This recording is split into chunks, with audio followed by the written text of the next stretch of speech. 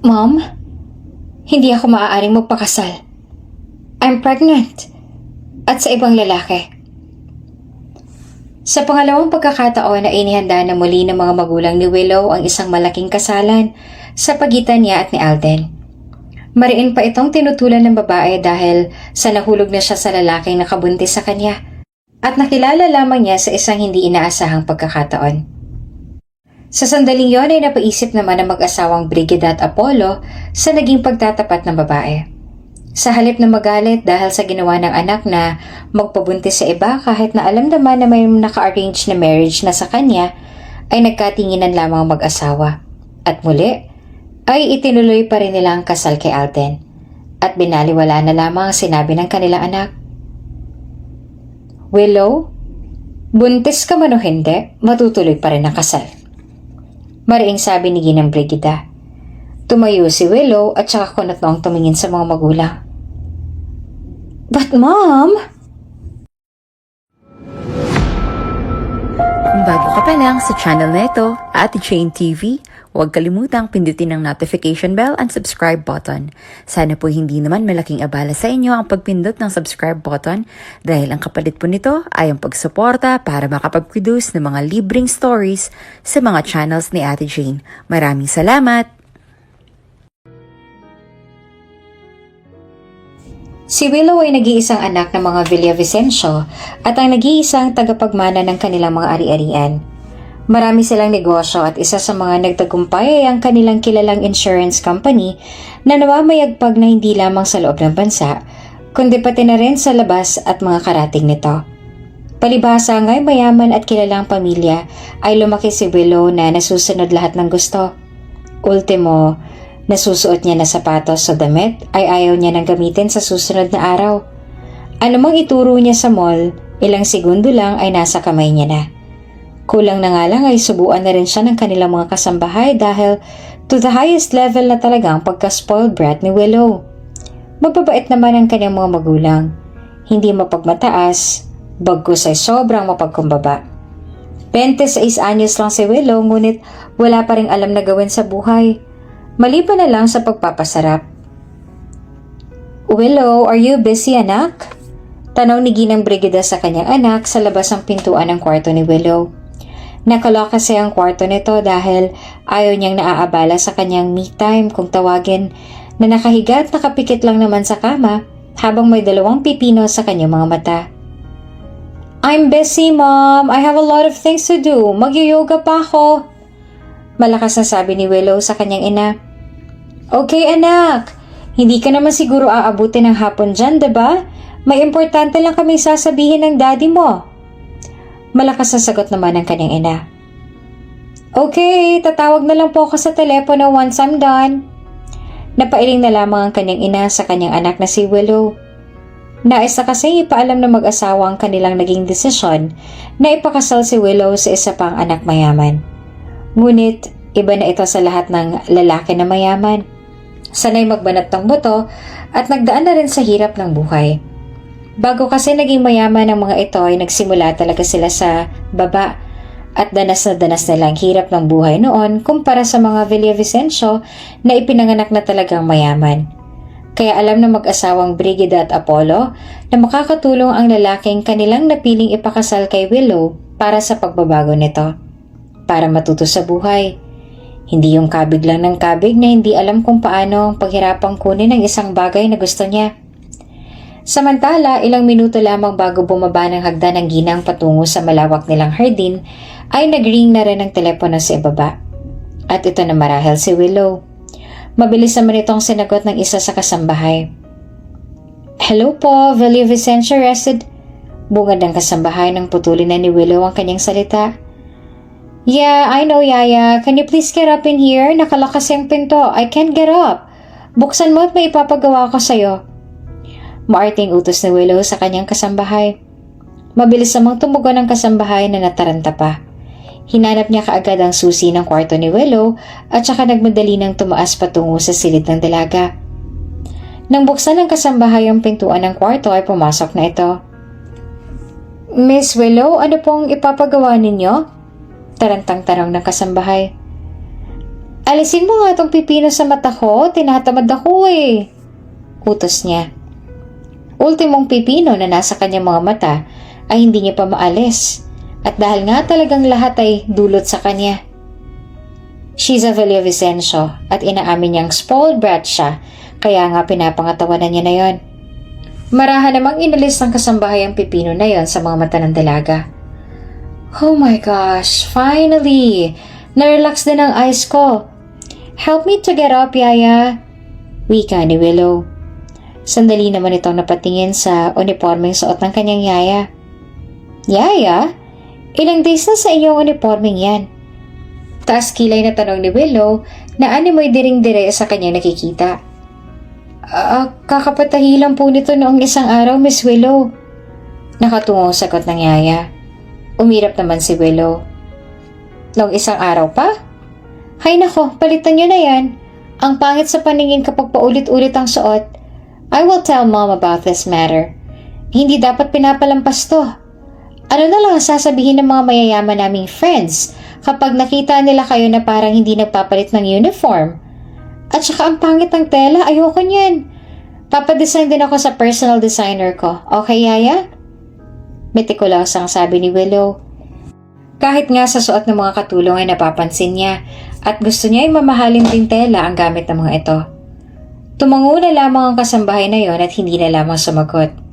Pagkatayo naman ni Willow ay lumabas na siya ng kwarto at saka nagtungo na sa kinaroroonan ng kanyang ina at ama na kasalukuyang umiinom ng tea sa my garden.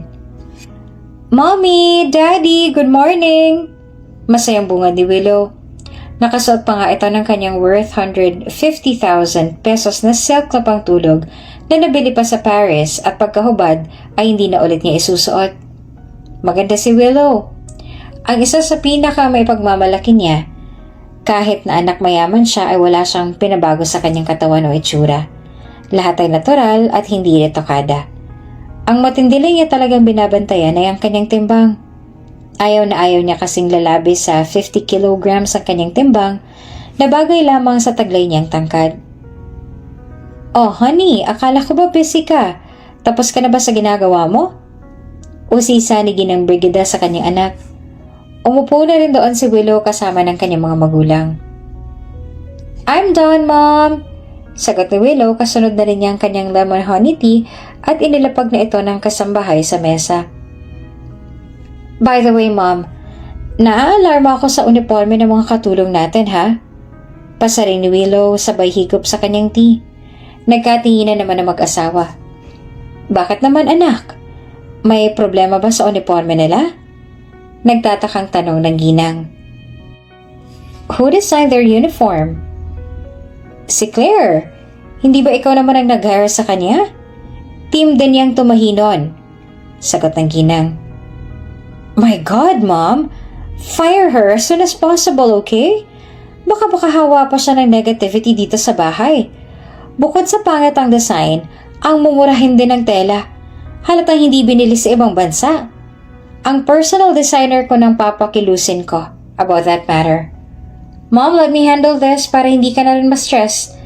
At saka dapat araw-araw, iba-iba yung suot nila. Para naman kahit kasambahay lang sila, fashionista pa rin, diba Mom? Para naman hindi sila maawa sa mga self nila na nakatulong na nga sila, wala pa rin silang karapatang magmaganda. Dapat always pretty ang ating mga yaya. Gusto ko nga rin sana, Mommy, mag-hire na rin ng makeup artist for them. Para naman hindi halatang haggard sila the whole day, hindi ba? Kahit light makeup lang, di ba Mom? Dad, brilliant yung ideas ko. Napakamot na nga lamang sa ulo ang mga katulong na nasa kanilang likuran sa mga ideyang yun ni Willow na puro kaartihan at kakikayan. Nagkakatinginan na lamang din ang kanyang mga magulang at pasimpleng napapailing. Honey, uniform lang yon. Hindi mo na dapat ini-stress ang sarili mo tungkol dyan. At isa pang mahalaga ay komportable sila sa suot nila para mas makakilos sila ng maayos. Sabi naman ni Ginoong Apollo. At saka anak, tinitreasure naman natin yung ating mga kasambahay at hindi pinapabayaan. Ilaan na lang natin sa iba yung gagastusin natin for that idea. Pwedeng sa salary increase na lang nila, diba? They need it the most in the first place. Wika naman ni Ginang Brigida. But mom, we can do both naman. Fashionista sila, tapos taasan pa rin natin ang sweldo nila. Honey, listen to me. Hindi lahat ay pwede natin gawin ng sabay. Pwede naman natin gawin yung gusto mo pero ang kapalit nun ay mababawasan din ang allowance mo. Okay lang ba yon? Tanong ni Ginoong Apollo sa anak. Tila nakaisip nga siya ng paraan para mabigyan ng mapagpipilian si Willow. At dahil nga self first ang motto ni Willow, ay mas pinili niya yung kanyang kapakanan. Sige daddy, salary increase na lang. Okay pa naman po yung uniforme nila. Basta wag lang mabawasan ang allowance ko. Sagot naman ni Willow. Inaasahan na rin naman ng mag-asawa na itong itutugon ng kanilang anak dahil they knew her. Kilalang kilala. Okay, madali lang naman kaming kausap ng mommy mo. Maya-maya pa ay inuungkat na rin ni Willow yung sinabi sa kanya kanina ng kanyang ina na mahalagang sasabihin ng mga ito. By the way, mom and dad, ano pala yung sasabihin niyo sa akin? Natahimik sandali mag-asawa. Iniisip nila kung paano sisimulang sasabihin sa anak na malapit na itong ikasal at malapit na rin matapos ang pagiging buhay prinsesa ni Willow. Sumenya si Ginoong Apollo kay Ginang Brigida na nagsasabing siya nang maunang magsabi sa kanilang anak. Willow, huwag kang magugulat sa sasabihin ng daddy mo. Panimula ng Ginang. Nakaramdam naman ng kaba si Willow sa kanyang puso. Nagtataka siya sa ikinilos ng kanyang mga magulang. Tila naging importante ito dahil hindi halata niyang hindi malaman ng dalawa kung paano iyon sasabihin sa kanya. What is it, Mom? Come on, tell me, sabit ni Willow. Hindi na rin nagpaligoy-ligoy pa ang Ginang at sinabi na ang gustong sabihin sa kanilang anak na si Willow. Willow, next month ready yourself dahil nakatakda ka ng ikasal. Hindi detalyado ang pag-amin ng Ginang kay Willow. Tila nagulantang naman ang buong mundo ng dalaga. Para sa kanya, mas gusto pa raw niyang tumanda ng dalaga at humiga sa kayamanan habang pinagsisilbihan ng sangkatutak ng mga katulong kesa naman matali sa isang lalaki na hindi pa niya nakikilala o nakikita. Isa pa ay wala talaga sa bokabularyo niyang pag-aasawa dahil para sa kanya ay parang pumasok din siya sa isang gyera na wala man lamang dalang sandata o hindi man lamang alam kung ano ang gagawin. Sa mga oras na yon, pakiramdam ni Willow na bigla na lamang siyang dinala ng kanyang imahinasyon sa kabilang dimensyon kung saan nakasuot na siya ng duster. Naka-ponytail na. Nang buhay ay may mga nakalaylay pa sa harapan ng kanyang mukha. May hawak na sanggol habang ang isa naman ang umiiyak sa sahig habang siya'y nagwawalis ng bahay. May mataba na rin katawan at maitim na eyebags at higit sa lahat, hindi na makalabas ang bahay dahil wala ng kanyang me time na tinatawag at tuluyan ang napabayaan ng sarili at nalosyang. Kailanman na hindi ito sumagi sa isip ni Willow na mangyayari sa kanya ito. Iniisip pa lang niya ay parang ayaw niya nang mangyari. Willow anak, are you okay? Narinig mo ba yung sinabi ko? Naroon na nga si Ginang Brigida sa harapan ng mukha ng anak na si Willow na kasalukuyang nakatulala na. Ilang sandali pa'y bumalik na rin sa ulirat si Willow at saka sumagot. Yes mom, I heard it. Malinaw na malinaw. Na-imagine ko na nga eh. And my answer is a big no. I will not marry anyone. It's a no for me. Mariing sabi ni Willow. Nanindigan siya na ayaw niya talaga mag-asawa. Ano man ang itsura ng lalaking yon ay wala siyang pakialam. Maging kung ano man ang estado nito sa buhay ay wala rin siyang pakialam. Basta, ayaw niya magpakasal at manindigan siya doon. Wala ka na magagawa, Willow, dahil nakapag-desisyon na kami ng mommy mo. This is for your own good. Sabi naman ng kanyang ama. Pumikit naman si Willow at minasamasahe pa ang kanyang sentido. Oh my gosh, Mom and Dad, you're stressing me out. How could it be kakabuti ko yun? Hindi ko nga ma-reach ng utak ko kung paano nangyari yun. Hindi ko kaya. No way. I hate men. And I don't want responsibilities. Paano na lang kung losyangin niya ako? Paano ng beauty ko? Pag-iinerte ni Willow. Pailing-iling na lang talaga ang mag-asawa sa inaasang ito ng kanilang anak. Tila mahihirapan nga silang kumbinsihin ang dalaga ni hindi nga ito tumatanggap ng manliligaw dahil para sa kanya, ang tunay na queen ay superior sa lahat at hindi na kailangan pa ng lalaki para ibigay ang gusto nila or mahalin siya dahil para sa kanya ay kaya niya namang ibigay at gawin iyon sa sarili niya mismo. No, Willow. You still have 1 month para unti-unti nang baguhin ang lifestyle mo. Kahit ano pang sabihin mo, hindi na magbabago pa ang desisyon namin ng iyong ama. Sambit naman ni Ginang Brigida. Umirap na lamang si Willow at binaliwala na lamang ang sinabi ng kanyang mga magulang.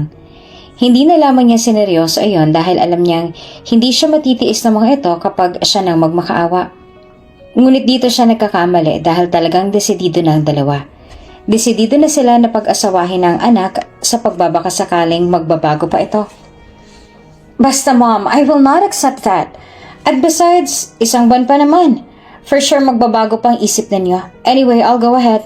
Mom, Dad, magpapaspa lang kami ni Solen. Bye. Love you both. Pagkatalikod ni Willow ay muli siyang umirap at nagbuntong hininga. Hindi niya alam kung anong pumasok sa isip ng kanyang mga magulang para mag-arrange ng marriage para sa kanya. Naisip nga niya, hindi na ba siya mahal ng mga ito para palayain na sa kanilang poder? Ni hindi pa nga niya halos nagagawang mga gusto at napapagsawaan ng buhay dalaga. Bagko sa ipapakasal na siya kaagad? Kaya maninindigan talaga siya na hindi siya magpapakasal kahit na kanino. I'm so stressed right now, Solen. Hindi ko na alam kung ano ba nangyayari sa parents ko. Naiinis sa sambit ni Willow habang malayang nakaupo sa may upuan at humihigop ng milk tea. Nagpapaspa nga siya ngayon kasama ang kanyang matalik na kaibigan na si Solen.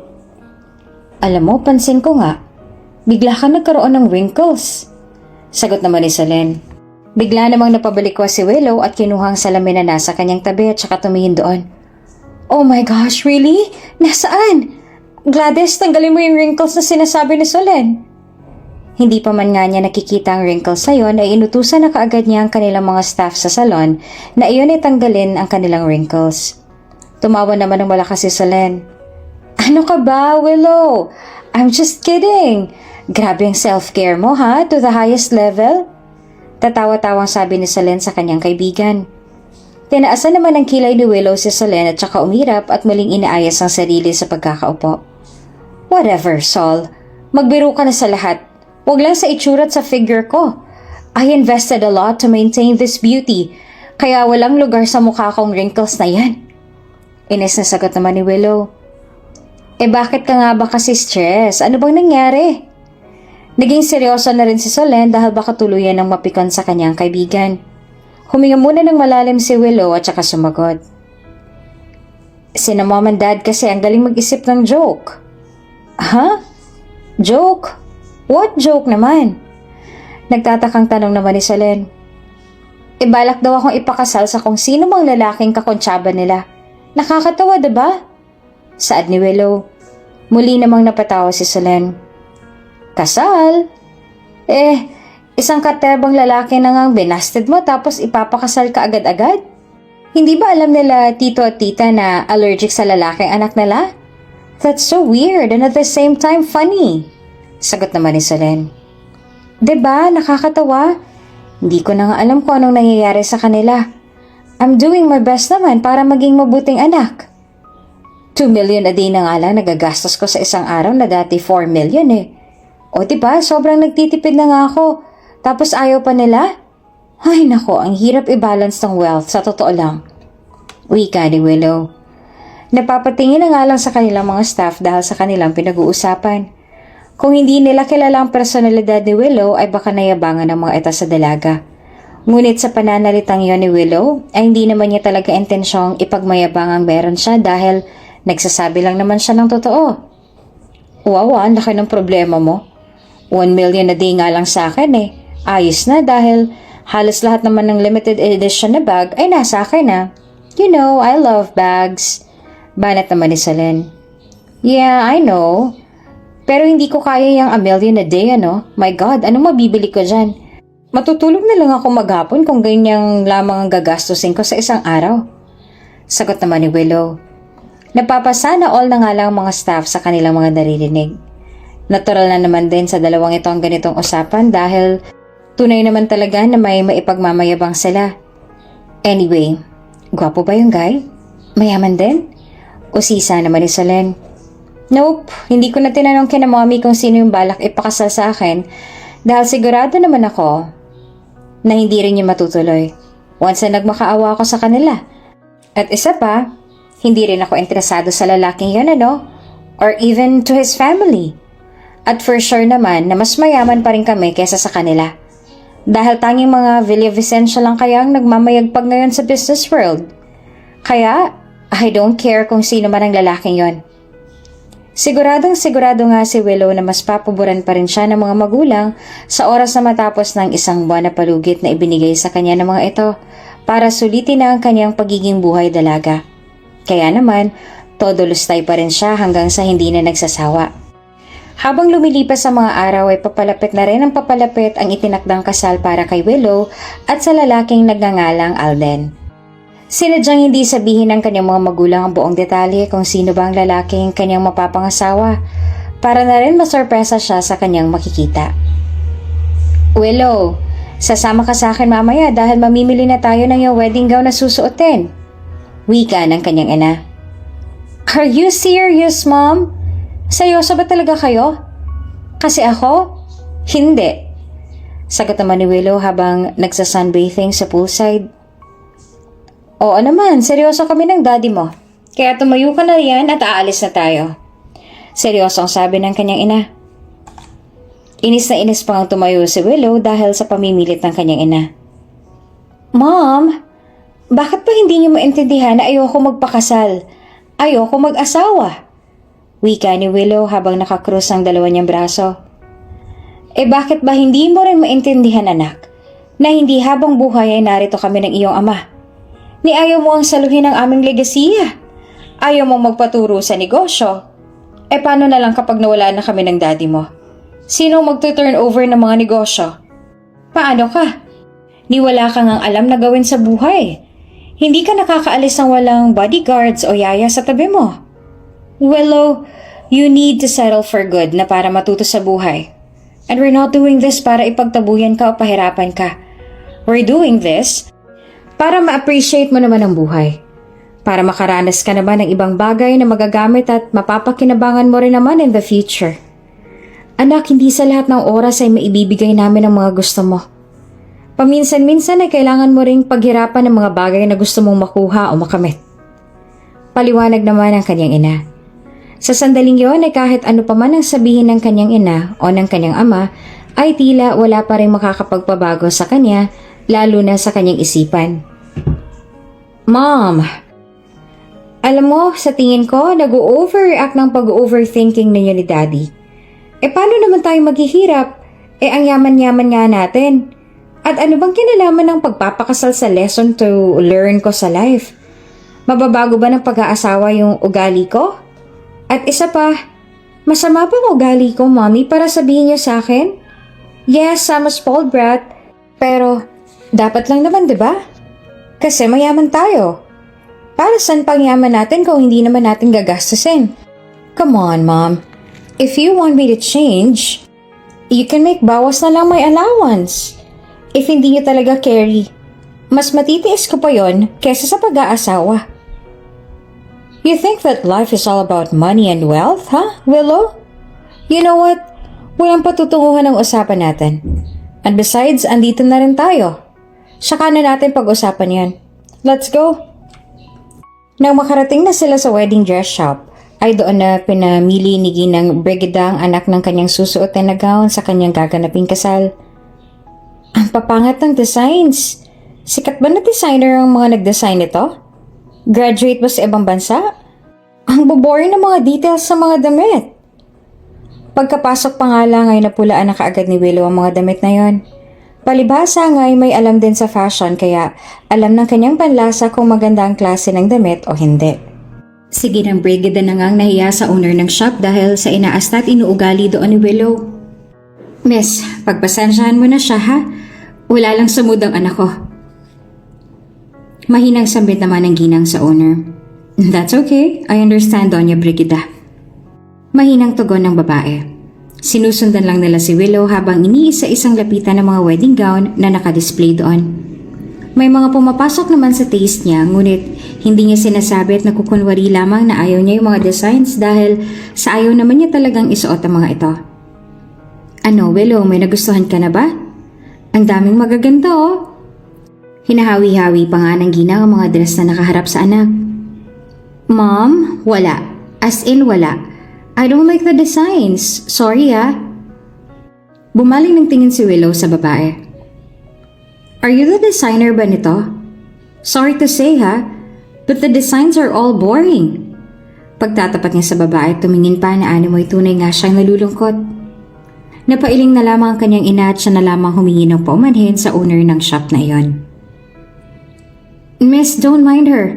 Akong kausap po dito, hayaan mo lang siya. Ako nang bahala sa kanya. Paumanhin ang ginang sa babae. Naging professional naman ng babae at tumango ng magiliw. At tumugon na lamang sa ginang. Wala hong anuman, sabi niya. Samantala umupo na lamang si Willow sa may upuan na naroon at nilapitan naman siya ng kanyang ina. Willow, ako bang pipili o ikaw? Kasi hindi talaga tayo aalis dito hanggat wala ka napipiling wedding dress. At kung ipipilit mo ang gusto mo na magpasadya muli ng design at tahe, gagahulin na tayo ng panahon. Marami pa tayong dapat ayusin for your wedding. At para sa mga babae, espesyal yun. Kaya gagawin natin yung extra special yung sa'yo. Mom, nagiging special ang kasal kapag mahal ng lalaki at ng babae ang isa't isa. At kung bukal talaga sa loob nilang pagpapakasal. And Mom, arranged marriage will never be special. Kaya Mom, please, huwag na tayong mag-aksaya ng panahon. Mag-shopping na lang tayo or mag-travel. Hindi ba yun naman talagang ginagawa natin kapag nagbo-boring tayo? At alam kong nagbo-boring lang kayo ni Daddy dahil sa sobrang yaman natin. Kaya Mom, itigil nyo na to. Dahil walang kasalang magaganap. Mariing sabi ni Willow. Ngunit magpaganon pa man kahit na paulit-ulit niyang sabihin iyon sa kanyang mga magulang ay hindi pa rin siyang masusunod. Sa pagkakataong ito, desidido na talaga ang kanyang mga magulang na matuloy ang kasalan. Nang sumapit ng araw na itinaktang pag-iisang dibdib nila, ay napilitan na rin pumayag si Willow dahil sinabihan siya ng kanyang ama na aalisin lahat sa kanya kapag tumutol pa siya. Kung kaya't dahil sa takot na mawala sa kanyang karangyaan, ay tinanggap na rin niya ang arranged marriage na ito kahit palabag talaga sa kalooban niya. You're so gorgeous, Miss Willow, sabi ng kanyang baking hairstylist. Of course, look. May mas maganda pa ba sa akin? Siyempre ako lang. Pagmamayabang naman ni Willow. Samantala, naroon nga siya sa dressing room at kasalukuyang inaayusan na dahil ilang oras na lamang ay ikakasal na siya. Makikita at makikilala na rin niya ang pamilya, lalong-lalo ng lalaki na kanyang mapapangasawa. Feeling ko, pangit yung mapapangasawa ni Miss Willow. Hula nung isa na nag-aayos ng kanyang susuoteng gown. Mahina lamang silang nag-uusap para hindi marinig ni Willow. Ngunit dahil matalas ang pandinig ni Willow, ay naririnig pa rin niyang pinag-uusapan ng mga ito. Sa halip na sitahin ay hinayaan na lamang ni Willow na mag-usap ang mga iyon, habang siya na may tahimik na nakikinig lamang. Hindi, sa tingin ko matanda na yon, pero mayaman, sabi naman ng isa. Pasimple namang nalaki ang mga mata ni Willow sa espekulasyon na iyon ng mga tauhan.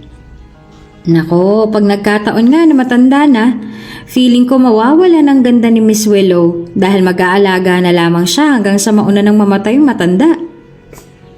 Habang nakikinig ang dalaga ay nai-imagine naman niya ang mga sinabi nilang iyon. Mas lalong nag-umapaw ang pag-ayaw niya sa kasunduang iyon. Ayaw niyang magbantay at mag-alaga ng matanda o makapag-asawa ng pangit. Sa isip niya ay mas okay pang tumira sa tirahan ng kanyang mga aso kesa mangyaring mga iniisip niyang yon. Maya-maya pa ay sinitan na rin niya ang dalawa. Naku, kung magchismisan lang kayo dyan sa likod ko, mas mabuti pang mag-resign na lang kayong dalawa. Nakakarindi yung pinag-uusapan ninyo. Masungit na wika ni Willow sa kanila. Bigla naman silang natahimik at inintindi na lamang ang kanilang trabaho. Sorry po, Miss Willow. Sabay na hingi ng pag-umanhin ng dalawa. Matapos ang pag-aayos sa wakas ay ready na rin si Willow. Ang tanong, handa na nga ba? Pinuntahan na rin siya ng kanyang ina doon sa silid upang sunduin. Willow anak, are you ready? Tanong nito. Marahang humarap sa kanya si Willow. Maluha-luha namang napatitig sa kanya ang kanyang ina. Napakaganda ni Willow, lalong-lalo na sa puting gown na yon na siya mismo ang pumili. Iba ang kinangayon ng kanyang anak. Nangingibabaw lalo ng kanyang ganda at maamong muka. Ngunit kita niya sa mga mata ng dalaga na ayaw niya talagang naging desisyon na lang yon. Mom, are you okay? Come on, baka naghihintay ng groom ko. Maring sabi ni Willow. I was just amazed by your beauty, anak. You're so beautiful. Nakangiting sabi ni Ginang Brigida kay Willow. Hindi naman gaano ma-appreciate yon ni Willow dahil nga ayaw naman talagang nangyayari. Kung kaya't binigyan na lamang niya ang kanyang ina ng isang peking ngiti. Thanks, Mom. Sabi niya sabay hinga ng malalim. Let's go. Dugtong niya. Nang makalabas sila ng silid ay dumiretso na sila sa kanilang sasakyan. Naroon na rin sa simbahan ang kanyang ama at doon na naghintay. Habang ang lahat ay excited na naghihintay doon sa simbahan, si Willow naman ay nag-iisip ng paraan kung paano makakatakas sa kanyang ina. Oh, I forgot something in my room. Sandali lang ha. Manong, sandali lang ha. Willow, dito ka lang. May nakalimutan lang akong kunin sa kwarto ko. Babalik ako kaagad. Sabit ng ginang at saka bumaba na ng sasakyan. Sandali rin bumaba muna ang driver at sinamantala naman ni Willow ang pagkakataon na yon para tumakas. Kahit mabigat ang kanyang gown na hindi niya ito ininda, makatakas lamang sa dalawa. Dahil nasa labas na rin naman sila ng gate ay marahan na rin bumaba si Willow. Malaya na siyang nakatakbo papalayo sa kanilang mansyon. Tumakbo lang siya ng tumakbo hanggang sa makarating na siya sa labas ng village. Sa kakatakbo niya ay bigla na lamang siyang pumasok sa isang taxi na kasalukuyang nakaparada roon. Walang pakundangan siyang pumasok doon at pinadali ng paandarin ng driver ang sasakyan. Hey, i-drive mo na to. Ano pang hinihintay mo? Hurry! Napatingin naman ang lalaki sa may front mirror at napatingin sa babae. Napakunot pa nga ang kanyang noo dahil tila pamilyar sa kanyang babae. Maya-maya pa ay napagtanto niyang ito nga si Willow, ang kanyang mapapangasawa. Iniandar na nga ng lalaki na si Alden pala ang sasakyan at saka tuluyan ang lumayo sa village na yon. Habang si Willow naman ay parang isang kriminal na may ginawang masama dahil sa mayat-mayang pagtingin nito sa kanilang likuran sa pag-aakalang baka masundan siya ng kanyang mommy. Si Alden Salve ang nag-iisang anak din ng mag-asawang Rosie at Jaime Salve. Nagmamay-ari ng maraming sakahan sa Batangas. Kahit na mayaman ay simple lang din ang binatang ito. Dahil na rin sa laki rin nito sa hirap kaya napaka mapagkumbaba at maraming tao ang na-inspire sa kanya. Marunong magpahalaga ng bagay at sa mga charity and organization niya nilalaan ang iba sa kanilang yaman. Nung unang kausapin siya ng mga Villavicencio na pakasalan ng kanilang anak na si Willow, ay nag-aalangan talaga siya. Hindi kaagad siya nakapagbigay ng sagot dahil na rin sa hindi pa naman lubusang nakikilala ng binata ang dalagang ipapakasal sa kanya. Nang malaman niyang ugali ng babae na sobrang spoiled brat at talagang walang ibang alam na gawin sa buhay, ay doon pa lang pumayag na siya. Para sa kanya ay challenge ito na makakapagpabago siya ng isang tao. Lalo pat ito ang mapapangasawa niya. Miss, bakit parang takot na takot ka? Usisa ni Alden kay Willow habang nagmamaneho ito. Sinamaan naman niya ng tingin ng babae. Ano bang pakialam mo? I don't talk to someone na hindi ko ka-level kaya magmaneho ka na lang dyan. Matapang na sagot ni Willow kay Alden. Napailing na nga lamang ang lalaki at pasimpleng napangisi. Doon niya napagtantong may pagkamagas pa nga pala talagang ugali nito. Pero sa kabilang banday may kung ano rin sa kanyang loob na tila mas gusto pang makilala ang dalaga. Dahil para sa kanya, lahat naman ng tao ay may ugaling masama. At lahat ng tao ay may ikinukubli din namang kabutihan sa kanilang mga puso. At iyon ang susubukan niyang ilabas sa pagkatao ni Willow. Okay ma'am, sorry. Ito na lamang ang kanyang nasabi at saka nag-focus na lamang sa pagmamaneho. Samantala, mag-aalala pa sana sina Ginang Brigida at ang pamilya ni Alden dahil sa ginawang pagtakas ni Willow. Nang mag-message na kaagad sa kanila si Alden na wag nang mag-alala dahil magkasama na sila ni Willow. Sa kabilang banday, halos ilang oras na rin sila sa biyahe dahil hindi naman talaga alam ni Willow kung saan siya pupunta. Ma'am, saan po ba tayo pupunta? Kanina pa po tayo dito sa daan na. Baka malate na po kayo sa kasal ninyo. Wika ni Alden. Tiningnan niyang muli ang babae sa may front mirror. Napatingin din sa kanya si Willow sabay ilap. Gusto ko makapag-isa ako. Yung masisigaw ko ang problema ko. Sagot ni Willow. Problema? Tumakas ka sa kasal ano? Pwede ba? Mind your own business. Basta dalhin mo ako sa stress-free na lugar. Muling napangiti na lamang si Alden at sinunod na lamang niya ang gusto ng dalaga. Nasa isip niya na sa may dagat na lamang ito dalhin. Anong ginagawa natin dito sa resort? Maarting tanong ni Willow kay Alden. Hindi ba sabi mo stress-free na lugar? Kaya ito, dito tayo sa dagat. Baba ka na. Utos niya sa babae. Wala na ring nagawa pa si Willow kundi ang sumunod sa lalaki. Sinundan niya lang ang paglalakad nito na animoy pagmamay-ari niya talaga ang resort na iyon. Hoy, teka nga. As far as I know, hindi pwedeng pumasok basta-basta ang mga ordinary people like you. Lalo pat. Tinitigan niyo muna ang lalaki mula ulo hanggang paa bago ituloy yung sasabihin. Lalo pat taxi driver ka lang. Pagpapatuloy pa ni Willow. Napapangiti na lamang si Alden sa kaartihang iyon ni Willow at nagpatuloy lang sa paglalakad. Hoy, bingi ka ba? At saka tulungan mo nga ako rito? You're being rude to me. Kung nandito lang ang bodyguards ko, baka kung ano nang nagawa nila sa'yo. This is a rape or kidnapping, sabi ni Willow. Hindi na nga niya malaman kung paano maglalakad ng maayos dahil sa kagarbuhan ng gown na suot-suot niya. Ilang sandali pa ay nakarating na rin sila sa may mismong dagat. Sa ganda ng buong lugar ay tila hindi na rin napansin ni Willow na parang sila lamang ang tao sa resort na iyon. Wow! It's a big wow! Napakaganda naman sa lugar na to. After this drama, I will tell mom and dad to buy this island. I really love it! Namamangha sabi ni Willow. Nagustuhan mo? Stress reliever ba? Tanong naman ni Alden habang nakatayo sa tabi ni Willow at nakamasid sa ganda ng buong karagatan at tanawin. Of course! Marami rin kaming islands. Halos isang beses ko pa nga lang napupuntahan tapos natitenga na ulit. Ayoko kasi ng paulit-ulit kaya fresh sa paningin ko ang lugar na to. Pasimple na lamang na natatawa si Alden sa kaartihang iyon ni Willow. Sa isip niya paano pa kaya siya napapakisamahan ng mga taong malapit sa kanya? Hindi na rin niya masabi. Sige lang ma'am, ilabas niyo lang sa loobin ninyo. Malaya kayong sumigaw dyan. Doon lang ako sa likod. Tawagin niyo lang ho ako kapag okay na kayo. Wika ni Alden at saka nagtungo na sa likuran at doon na muna naupo sa may buhanginan. Umirap na lamang si Willow dahil hindi naman mahalaga sa kanyang opinyon ng mga tao. Na makatalikod na si Alden ay naiwan na lamang ito doon na nakatitig sa buong karagatan. Tunay naman na nakakawala ng stress sa katawan ng ganitong paligid, ang ganitong panahon. Ang tanging huni lamang ng mga ibon na tunog ng agos ng tubig ang kanyang naririnig.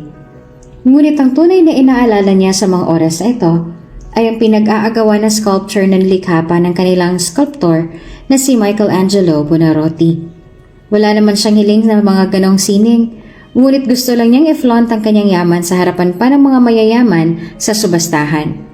Pakikipagtagisan ng yaman ang pinagkakalibangan niya kapag may mga ganitong panukalang ipinapadala sa kanila. Ilang minuto rin nakatayo doon si Willow at wala namang narinig na sigaw si Alden kaya sinigawan niya ng dalaga. Ma'am! Mukhang uulan na oh! Wala ka bang balak na mag-emote dyan o sumigaw? Sigaw ni Alden na nakaupo roon sa may dalampasigan.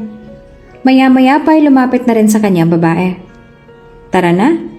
Aya ng lalaki habang ang babae naman ay nakatayo pa rin sa kanyang harapan. Sa sandali iyon ay tumayo na rin si Alden. I don't wanna go home. Diretsang sabi ni Willow habang matalim na nakatitig sa mga mata ni Alden. Napataas naman ang kilay ng banata. Ayaw mo umuwi? Saan ka naman pupunta? Tanong niya. Hindi ko alam. Wala rin kasi akong pera rito. Naiwan ko rin ang purse ko. Andun pa naman yung mga cards ko. Kaya, isama mo na lang ako sa'yo. Hindi rin naman kita mababayaran eh. Sabi ni Willow. Siya na nga ang may pabor, siya pang mataray. Wala kang pera? Tanong ng lalaki. Oo nga, bingi ka ba? Hayaan mo. Kapag naglaylo ng drama sa pamilya ko, mababayaran na rin kita. With tip pa ha, kaya huwag kang magduda sa akin, may isang salita ako. Iiling-iling naman sumagot si Alden. Sigurado ka na sasama ka sa akin? Taas kilay na tanong ni Alden sa dalaga. Oo, sigurado ako. Basta ikaw na munang bahala sa akin. Lahat ng pangangailangan ko, lahat ng gusto kong ipabili, lahat ng gusto kong kainin, charge mo na sa'yo, okay? Don't worry, I will let you make a listahan naman to list all of my utang. Kalmadong sagot naman ni Willow at tila panatag na panatag pa sa kanyang sinasabi. Okay, kung yan ang gusto mo, tara na. Sabi ni Alden at saka nagsimula na maglakad. Nagtaka naman si Willow dahil ibang direksyon ang tinatahak ng lalaki. Hindi doon sa palabas ng resort. Hey, saan tayo pupunta? Hindi naman ito yung daan palabas ah. Nagtatakang tanong ni Willow kay Alden na nakasunod pa rin naman sa kanya. Hindi ba sabi mo isama kita sa tinitirhan ko?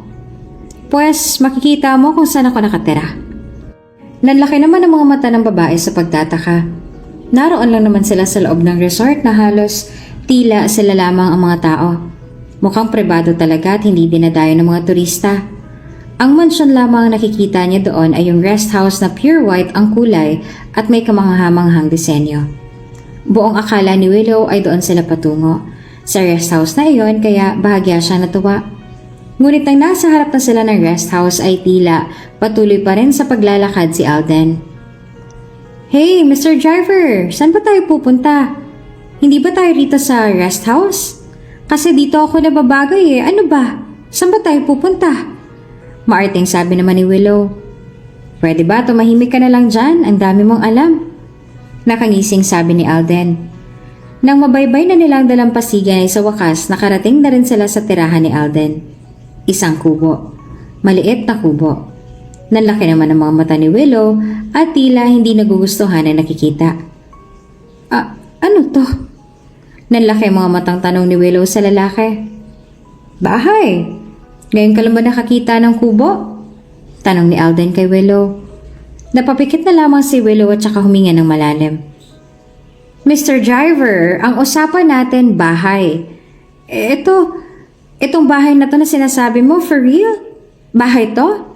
No way, hindi ako titira dyan. At saka, bakit alam mo ang pasikot-sikot dito sa resort? Sino ka ba talaga? Pagalit na sabi ni Willow sa lalaki. Sideline ko ang pagta-taxi driver pero full-time caretaker talaga ako rito. Paliwanag naman ni Alden kay Willow. Sa mga oras na yon ay hindi pa rin ma-imagine ni Willow na titira siya sa bahay na yon. Halika na, nagbabadya na ang ulan no? Ikaw rin ang bahala, magkasakit ka pa dyan. Sabi ni Alden at nagtungo na nga siya sa loob ng kanyang bahay kubo. Nakatitig lamang sa kanya si Willow at nagdadalawang isip kung papasok pa ba siya sa loob. Hanggang sa unti-unti na ngang pumapatak sa kanyang balat ang malalaking patak ng ulan.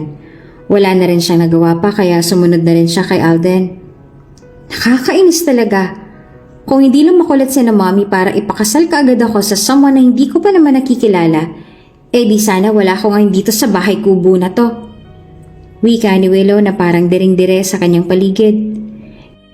Niayaw nga niyang umupo sa may kahoy na upuan dahil narurumihan pa siya rito. Pinagmamasdan niya ang buong bahay at ni isa sa mga gamit na naroon ay walang pumasok sa kanyang taste. This wood is strong. Baka mamaya konting ulan bumigay na to. Anong wood ba ang gawa sa bahay na to? African blackwood ba? At saka yung mga plato at baso mo, malinis ba? Araw-araw mo rin bang pinapalitan? Sunod-sunod na tanong ni Willow kay Alden. Mabuti na nga lamang at mahabang pasensya ni Alden kaya hindi niya na pinatulan pa ang babae sa taglay na kaartihan nito. Ma'am, gawa ho sa mahogany ang bahay kubo na to. At itong bubong na ito, kung tawagin nila ay sawali. At itong mga plato po at baso at ilan pang mga gamit ay sa Divisoria lamang nabibili. Matitibay ang mga yan. At malilinis kahit mura. Kaya hindi na kailangan pong palitan araw-araw. Sa Divisoria ko lang nabili ang mga yan. Nakangiting paliwanag naman ni Alden habang nagtitimpla ng kanyang kape. Divisoria? Saan yon? Nasa ang continent yon? Asia ba? Europe? Saan? Or sa ibang planeta? Natatawa na nga lang si Alden sa mga sagot na iyon ni Willow. Napapaghalata ang wala talagang alam sa buhay. Pagkatimpla ng kape ni Alden ay naupo na siya sa may kahoy na upuan doon sa kanyang hapagkainan. Ay nako, Divisoria lang yung nabanggit mo na halos lahat ng kontinente. Dito lang yun sa Maynila. Mukha nga hindi ka pa nakakarating doon kaya hindi mo alam. Sabi ni Alden sabay higop sa kape. Lumakas na nga ang ulan at ito ng pinakamagandang panahon para kay Alden. Mas nare-relax kasi siya sa tunog ng ulan habang pinapanood ang malalakas na alon na sabayan pa ng paghawi ng mga puno. So for sure hindi mayayaman ng mga tao sa Divisoria na sinasabi mo dahil hindi ko alam yon. Sabi niya sabay upo sa may balkonahe. Napatitig naman siya kay Alden habang humihigop ng kape. Bigla na lamang lumiyok ang kanyang tiyan kaya napahawak siya rito. Sa daming nangyari, hindi niya na namalayang hapon na pala at hindi pa siya nakakakain. Napatingin naman sa kanya si Alden at pasimple pa ngang napangiti. Gutom ka no? Tanong niya sa dalaga. Umiwas naman ang tingin sa kanyang babae. I want a lemon tea. Ipagtimpla mo nga ako? Utos niya kay Alden. Alam ni Alden ito talaga ang misyon niya. Ang baguhin ang pag-uugali ni Willow. Kaya naman sinadya niyang magtimpla talaga ng kape ng kanya lamang. At doon ay sisimula na nga niya ang buhay na ituturo niya sa dalaga. Wala akong tea rito, kape lang. Nariyan kung gusto mo, magtimpla ka na lang. Diretsong sagot naman ni Alden at hinihintay ang magiging reaksyon ng dalaga. Napaawang naman ang mga labi ni Willow. Wala ka man lang tea rito? Nagtatrabaho ka for yourself tapos puro unhealthy ba yung iniinom mo? Don't you know na super bad ang excess caffeine sa katawan? Dapat, tea na lang. Mas healthy yun. Medyo mahal nga lang pero worth it. Sabi pa ni Willow sabay irap. Don't worry, kapag nakauwi na ako sa amin, magpapadala ako rito sa mga yayas and bodyguards ko ng kahon-kahon ng tea from Barcelona. Para naman hindi na kape yung iniinom mo. And don't worry, kapag nabili ko na tong island na to, hindi pa rin kita paaalisin dito. Same place ka pa rin, pero hindi na ganito ang bahay mo. Papagawan din kita ng rest house para naman mawili ka na pagsilbihan ako. Ang mga katulong ko sa bahay, even our drivers and bodyguards, naku, super spoiled sa amin. Ayaw kasi namin na maramdaman nilang super low profile sila, kaya kahit man lang sa uniform or room sila, hindi sila mag-feel down, kaya ganun lang yung work nila. Kaya ikaw, I'll hire you on the spot. As our personal... Nanliit ang mga mata ni Willow habang nag-iisip. Yeah, tama. I'll hire you as our personal fisherman. You want that? Tanong ni Willow. Wala nang ang masabi pa si Alden sa kahanginan na taglay ni Willow. Ngayon ay nauunawaan niya na kung bakit ganoon na lamang kadesidido ang kanyang mga magulang na ipakasal na ito sa kanya ng ganoong kaaga. Para matuto sa buhay at huwag iasa ang sarili sa yaman lamang. Hay, bago ka managinip dyan, magtimpla ka na ng kape mo at maglinis ka na ng katawan mo. May mga damit ako dyan na maluluwag, maaari mong hiramin. Hay nako, alam mo, kung hindi lang ako nagugutom at naghahanap ng something hot sa lalamunan ko, hindi ko pagtitiisan yung kape mo, no? Nasan bang mga tasa mo? Tanong ni Willow sabay tayo at nagtungo sa may lababong kahoy. Nariyan lang, kumuha ka na. Sabi naman ni Alden. Nang makapunta ron si Willow ay talagang kape lamang ang kanyang nadatnan. Kape lang? Wala man lang sugar or creamer? Taas kilay niyang tanong kay Alden.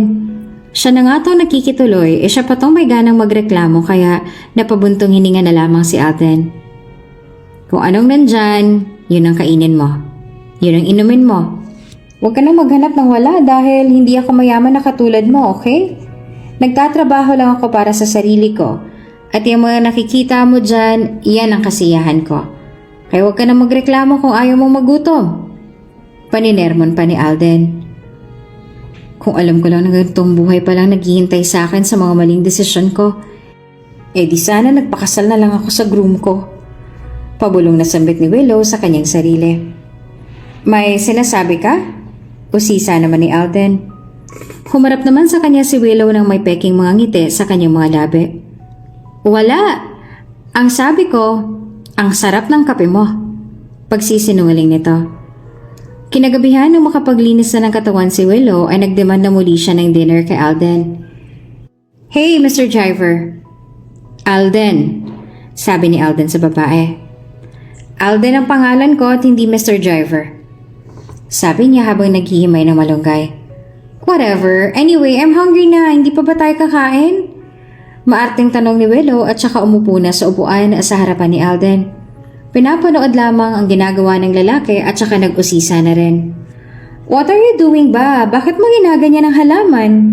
Nagtataka namang tanong ni Willow. Ultimong malunggay ay hindi niya pa alam. "Ito ang pagkain natin ngayon, malunggay," sabi ni Alden.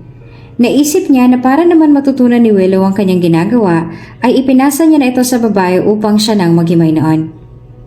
"Eto, ikaw nang maghimay." Napaurong naman si Willow. "Oh my God, inuutusan mo ba ako? I will not let you do that. Sooner or later magiging boss mo na rin ako. Kaya ngayon pa lang, inaalisan na kita ng karapatan na utusan ako. Kaya hindi ko gagawin yan, ano? Over my dead body." Mariin niyang sabi. Hindi naman nagpatinag doon si Alden, bagkus ay iniharap pa rin niya sa babae ang kanyang ginagawa upang siya naman ang magtuloy nito. "Kakain ka o hindi? Kasi ako okay lang sa akin na hindi kumain. Okay na ako sa kape. Ikaw lang din naman ang inaalala ko." Pangungonsensya naman ni Alden. Nakatingin nga lang si Willow doon sa malunggay na tila diring-dire na hawakan iyon. Nagdadalawang isip siya kung susunod ba siya sa lalaki dahil sa tanang buhay niya ay wala pang nakakapag-utos sa kanya. Sa isip niya kapag sumunod siya, parang nayurakan na kaagad ang dignidad at prinsipyo niya. Kapag naman hindi siya sumunod, magugutom naman siya. Kaya sa tagpong yon, mas mahalaga ang kanyang tiyan na kumakalam, kaya mas pinili na lamang niyang sumunod. "Fine! Pasalamat ka, nagugutom na ako dahil kung hindi, nako titiisin ko talagang hindi galawin yung mga little circle leaves na yan na hindi ko alam kung saan mo pinagkukuha." Kinuha na rin ni Willow ang lagayan at saka inumpisahan ng maghimay. Napangiti na lamang siya kay Willow at pinanood na lamang ito. Susunod din pala, ang dami pang satsat. Mahina niyang sabi. "May sinasabi ka?" Tanong naman ni Willow. "Wala. Ang sabi ko, ang ganda mo." Pabiro pang sabi ni Alden kay Willow. "Matagal na," bawi ng babae. Habang pinapanood ni Alden ang babae ay siya naman ang nag-usisa. "Ano nga palang pangalan mo?" Tanong ni Alden kay Willow. "Willow. I'm Willow Villavicencio, the only daughter and the heir of Villavicencio Group of Companies." Mayabang na sagot ni Willow. Sa kabilang banda ay halos abutin na ng ilang oras si Willow sa kanyang paghihimay sa sobrang bagal. Kaya nang matapos ay kinuha na iyon ni Alden at saka tinuruan ng babae na magluto. "Ano yan?" Kunot noong tanong ni Willow habang nakatingin sa dilata ng sardinas. "Sardinas? Itong ulam natin. Ihahalo lang natin yan sa malunggay para masarap," sagot naman ni Alden. Di kahoy lamang ang kanyang lutuan kaya naglingas pa siya ng apoy. Pasimple namang minasdan ni Willow ang kanyang ginagawa. "Panoorin mong ginagawa ko. Dahil sa mga susunod na araw, ikaw nang gagawa nito," sabi ni Alden. Napataas naman ang kilay ni Willow. This is the life na iniiwasan niya, kaya ayaw niyang matali. Kaya ayaw niyang makasal sa kahit na kanino. Kaya naiinis siya ngayon sa nangyayari sa kanya. Na tila sinasadya ng tadhana na maranasan niya ito kahit pa ilang beses niya itong iwasan. "Iyan? Gagawin ko? Ano ko, asawa mo? Eh di dapat nga ako bang pinagsisilbihan mo rito dahil akong bisita mo? Hindi mo dapat ako inuutusan o pinapahirapan," sabi niya. "Eh saan ka ba nahihirapan? Sa paghihimay ng malunggay?" Tanong naman ni Alden. "Syempre, pakiramdam ko nga back pain kaagad tong nararamdaman ko eh. Ang hirap kaya maghimay," sagot naman ni Willow na sa tono nito akala mo ay lagi siyang biktima. Na makaluto sila ay nagpakuha na nga si Alden ng plato, kutsara at tinidor kay Willow at saka inilapag na sa mesa. "Oh, ano pang hinihintay mo? Kumain ka na," sabi ni Alden at saka sumubo na ng kanin. Nakatitig pa rin si Willow sa kanya. "Hindi ka gagamit ng spoon and fork? Nagtataka nitong tanong. Alam mo, kapag ganyan ang pagkain, mas masarap magkamay. Para feel na feel mo talaga ang pagkain. Kumain ka na, sige ka, uubusan kita. Muwal na wika ni Alden.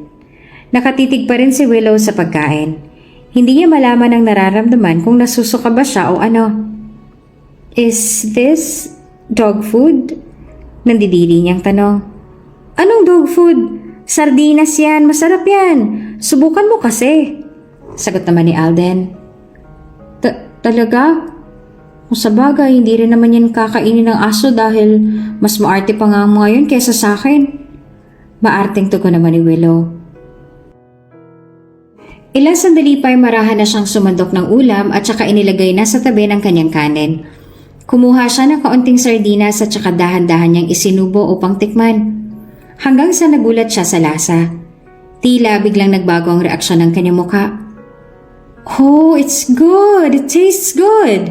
Sambit ni Willow. Napangiti naman si Alden. Sabi ko sa'yo masarap yan. Minsan kasi kung hindi mo susubukan ng isang bagay, hindi mo malalaman ang tunay na ganda nun. Hindi lahat ng masarap ay milyones ang halaga. O minsan naman, hindi lahat ng kaligayahan ay mabibili ng pera. Tandaan mo lagi yan. Unang gabi pa nga lang ay tila may mga aral nang natutunan si Willow mula kay Alden. Itinuloy-tuloy niya na ang pagkain dahil masarap naman pala ang sardinas kahit ito ang unang pagkakataon na makakakain siya nito. How do you call this food? In fairness, masarap siya. Sabi pa niya at unti-unti nang nag-enjoy ang pagkain. Sardinas ang tawag dyan. Madalas yan ang binansagang pambara sa kumakalam na sikmura naming mahihirap. Sagot ni Alden. Don't worry. Kapag nakauwi na ako, I will tell my mom na mag-i-invest or bilhin na lang namin yung company ng sardinas para kami nang magpamanage noon. Tapos, magpapadala ako rito ng marami so that hindi nakakalamang sikmura mo. Nakangiting sabi ni Willow at natatawa na nga lang si Alden sa kanya. Tama na nga yan, kumain ka na lang at ubusin mo yan. Kahit na hindi talaga sanay sa ganitong buhay si Willow ay ginagawa pa rin ni Alden ang lahat para unti-unting ma-realize at ma-appreciate ni Willow ang mga maliliit na bagay. Mabait naman si Willow. Nasanay nga lang sa karangyaan. Nasanay sa buhay na pera ang nagmamaniobra.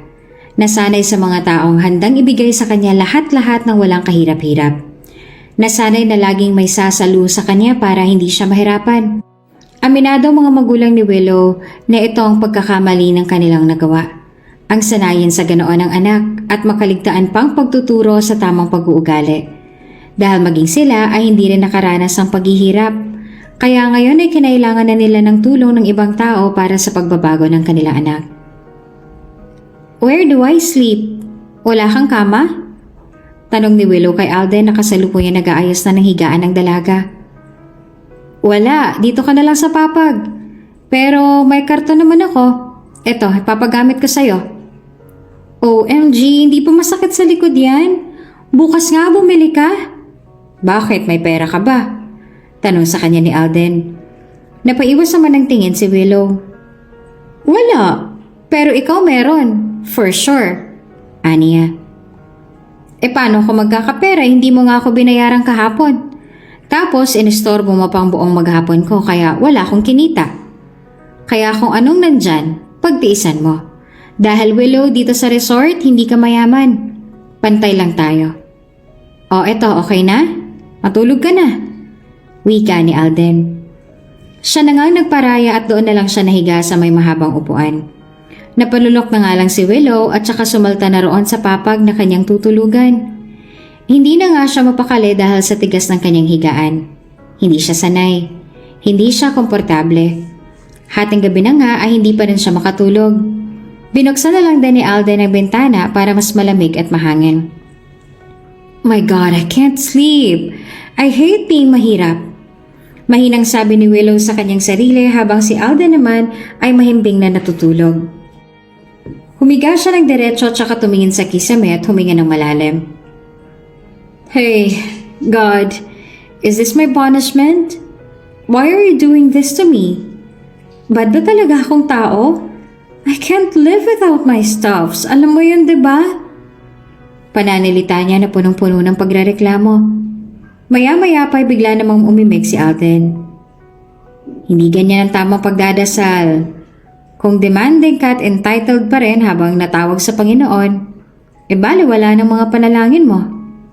Napatingin naman sa kanya si Willow. Buong akala niya ay tulog na ang binata, tapos ay gising pa pala ito. Whatever. Don't mind me, matulog ka na nga, sabi niya.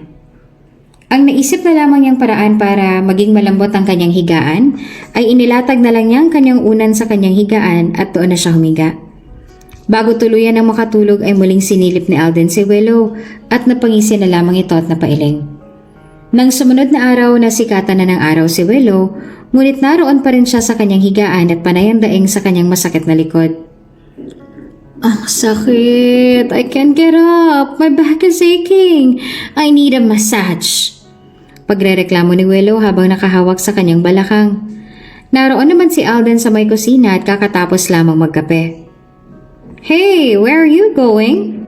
Nakangiwing tanong ni Willow habang marahan na bumabangon. Maghahanap buhay, kaya dito ka na muna. May pagkain dito, sardinas. May puno rin ng malunggay dyan sa labas. Kumpleto naman ang mga kamay mo kaya kayang-kaya mo nang kumuha nun. May bigas din dito, ikaw nang bahalang magluto. Pinanood mo naman ako kagabi kung paano lutuin yon, diba? Ikaw na munang bahala rito. Sige, mauna na ako. Ni hindi na nakapagsalita pa si Willow sa mga bili na iyon ni Alden. Tuluyan na ring umalis si Alden at nagkunwaring magta-taxi driver muna ulit siya. Naiwan na lamang na mag-isa doon si Willow at hindi naman malaman kung ano ang gagawin o uunahin sa mga sinabi na iyon ni Alden. Seriously? Ako lahat ang gagawa nun? Anong palagay sa akin ng mokong na yon, katulong? My goodness! Naiinis si Sambit ni Willow sa kanyang sarili. Muli niyang tinitigan ang paligid na nakasimangot ang mukha. Tambak pa rin ang hugasin sa lababo kaya lalo pa siyang nainis. Pati ba naman mga dishes ako pang maghuhugas? Grabe na, nakakainis. Siya rin naman ang mahihirapan kung hindi siya kikilos.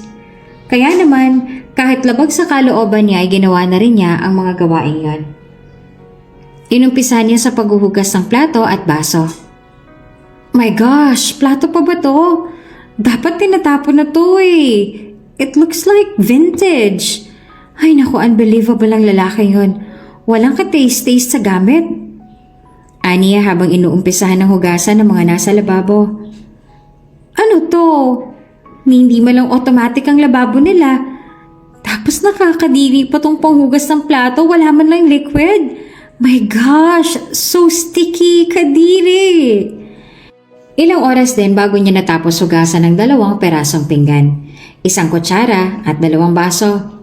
Feeling proud pa nga siya sa na-accomplish niya at puring-puri ang kanyang sarili.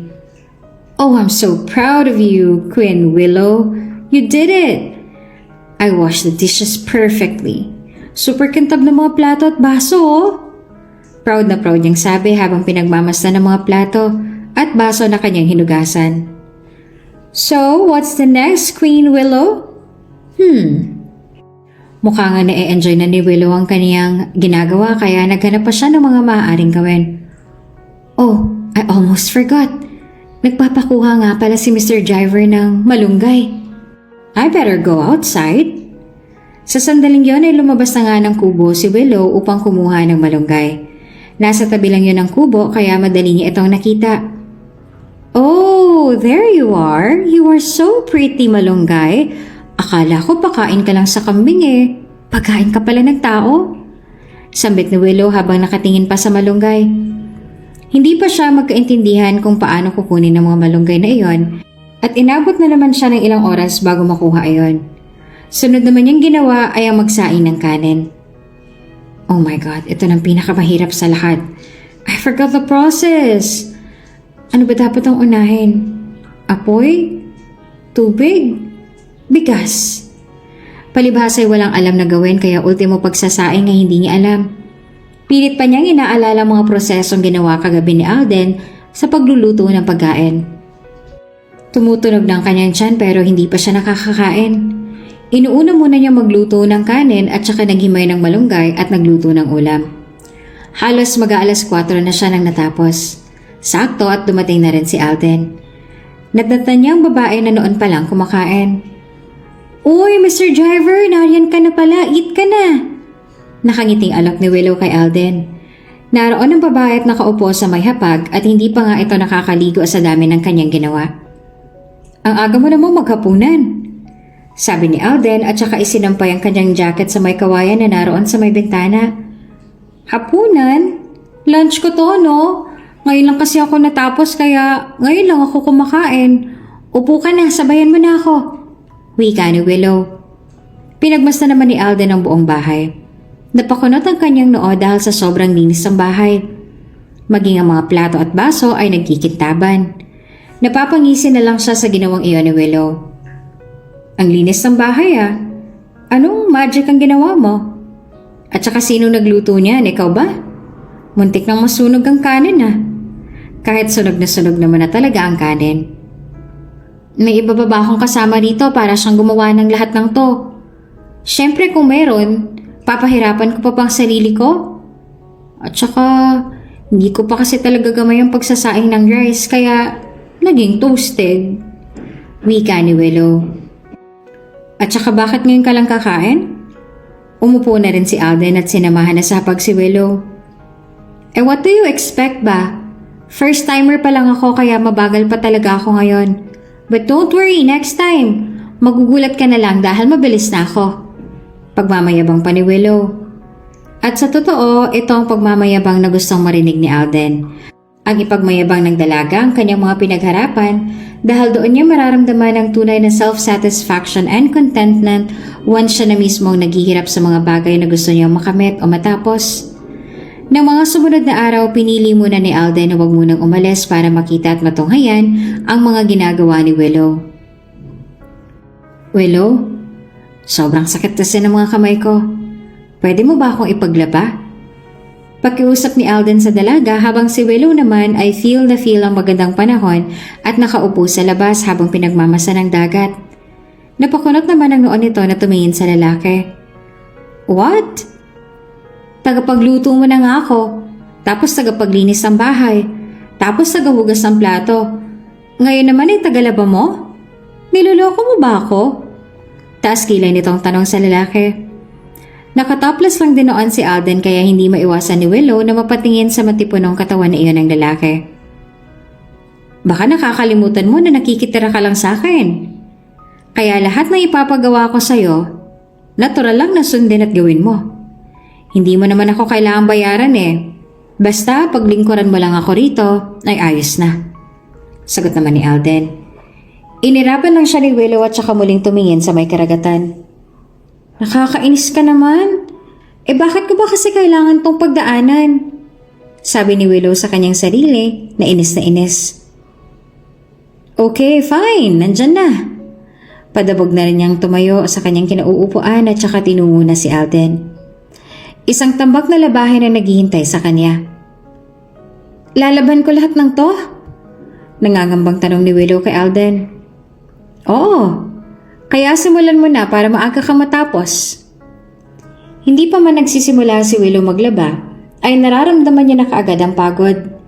Never pa siyang nakakapaglaba sa tanang buhay niya dahil ultimo panty niya ay tinatapon niya pagkakagamit. Tinutulungan na rin siya ni Alden na ihanda ang mga plangganang gagamitin at si Willow na lamang ang hinayaan niyang mag-igib sa poso. "Ang dami naman, alam mo ko, hindi ako nagtatambak ng ganyang karami. Tinatapon ko na nga kaagad eh." Kasi nga, mayaman ka. Ako, hindi. Kaya huwag ka na magreklamo, laban mo na yan. Dahil magluluto ka pa ng tanghalian. Anas ni Alden. Napamewang naman si Willow. "Ano? Aba, sumusobra ka na." Nauutal pang sabi ni Willow. Sinadya nga ni Alden na utusan at pahirapan si Willow dahil parte ito ng kanyang hamon sa dalaga. Hindi siya titigil hanggat hindi nalalaman at natututunan ni Willow ang mga leksyon na nais niyang matutunan ng dalaga. Alam din niya na ito rin ang gustong mangyari ng mga magulang ng dalaga kaya sinisikap niya na mapagbago na talaga ang kanilang anak. Hapon na nang natapos si Willow. Nang maisampay na lahat ay pumasok na siya sa loob ng kubo. Doon ay natatnan niyang nakahilata na si Alden at talagang hindi pa nagluluto ng tanghalian. Hey, anong ginagawa mo? Magagabi na oh. Hindi ka pa rin nakakapagluto para sa tanghalian sana? Pagalit na sabi ni Willow. Pagod na nga ito dahil sa dami ng kanyang nilaban. Hindi ba sabi ko ikaw ang magluluto? Nagkape na ako at sanay ako magutom. Kung nagugutom ka na, magluto ka na. Sabi ni Alden na tila walang pakialam sa nararamdaman ngayon ni Willow. You know naman na marami akong nilaban, di ba? Talagang hinintay mo pa ako. You're getting into my nerves. Naluluha-luha ng mga mata ni Willow dahil sa inis. Gusto niya nang sapakin si Alden o lumayas pero pilit niya pa rin pinipigilan ng kanyang sarili. Ano? Sumusuko ka na. Hindi mo na kaya. Sige, maluwag ang pintuan, makakaalis ka na. Paghahamon pa ni Alden. Pigil na pigil ni Willow ang kanyang mga luha. Ayaw niyang ipakita sa lalaki na talunan siya, na mahina siya. Kaya kung ano man ang hamon na ibinigay nito sa kanya ngayon, ay hindi niya susukuan. Hindi siya magpapatalo. Fine! Magluluto lang ba? Yun lang pala eh. Maghintay ka dyan. Magluluto ako. Galit na wika ni Willow at saka nagtungo na sa kusina. Kahit hindi pa siya nakakapagpalit ng damit na basang-basa dahil sa paglalaba. Dala ng galit ay mabilis siyang nagawa ang pagsasaing ng kanin at pagluluto ng ulam.